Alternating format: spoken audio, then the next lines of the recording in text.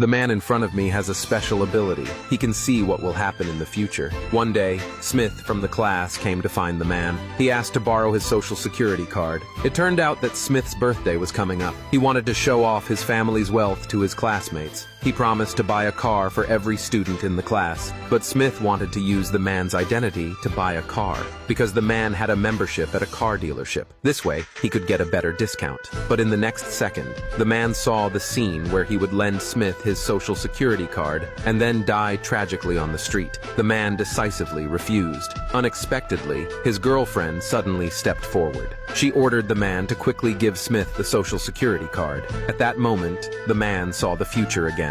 It turned out that his girlfriend had already cheated on him with Smith. Smith was just a poor student, but he pretended to be the son of a rich man for the sake of vanity. He borrowed the man's social security card. It wasn't to buy a car using the membership. He was using it to take out a loan of millions of dollars. The man was extremely angry, but he suddenly changed his firm refusal. He looked troubled instead. He said he didn't want to refuse. It's just that he couldn't remember the card number. He needed to go back and get the social security card. His girlfriend immediately urged him to hurry. Little did she know, the man said this on purpose. Just now, he had come up with a perfect revenge plan. It turned out that the man was the real son of a rich family, but he was very low-key. This was the first time the man had used his family's power. He asked his father's butler to help check someone's information. In the future, the man saw Smith not only deceived him, but also caused his parents to lose trust in him. This led to the man being unable to repay his debts. In the end, he was chased and killed by a mafia boss. The man asked the butler to help find information on the mafia boss.